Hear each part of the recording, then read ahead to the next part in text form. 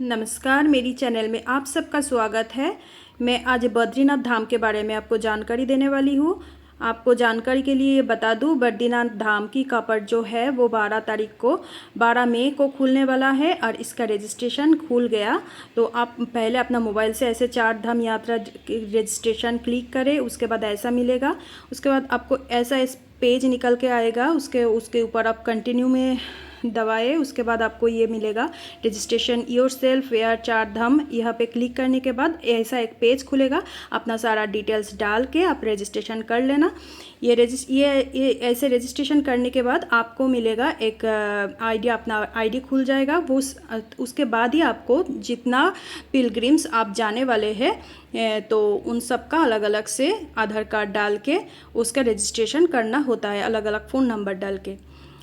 तो ये काम बहुत ही इजी है, आप सब अपना मोबाइल से ही कर सकते हो। मैं जब अपने लिए कर लिया तो आप सभी ये काम कर सकते हो, ये बहुत ही इजी है। तो बद्रीनाथ धाम के जाने के बाद आपको तो वहाँ के जो बिल्कुल अंदर की तो फ़ोटो आपको नहीं लेने देगी, क्योंकि वो वहाँ पे फ़ोटो खींचना मना है। तो वहाँ से निकल के आपको सारी व्यूज़ आप मोबाइल में ले सकते हैं। तो ये है बहता हुआ अलकनंदा।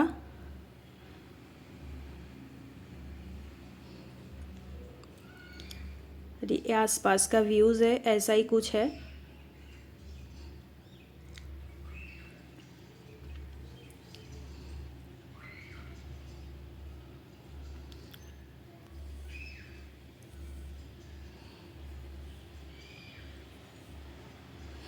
दोस्तों, आप जब बद्रीनाथ धाम पहुंच ही जाओगे तो माना गांव ज़रूर घूम के आना, क्योंकि कहा जाता है ये माना गांव से ही जो पंच पांडव है वो स्वर्ग के लिए रवाना हुए थे। तो ये गांव आप ज़रूर घूम के आना। पहले तो माना गांव को इंडिया का लास्ट गांव बोला जाता था, पर अभी उसको इंडिया का फर्स्ट गांव कहा जाता है। तो ये है माना गाँव जाने का बिल्कुल पहला जो बोर्ड लगा हुआ है, यहाँ से माना गाँव स्टार्ट होता है। तो वहाँ पे जाने के बाद बिल्कुल नीचे में मुझे ऐसा बिल्कुल केदारनाथ जैसा एक मंदिर मिला था। उसके बाद थोड़ा देर चलने के बाद मैं ये जो व्यू है बिल्कुल ऐसा ही कुछ आता है।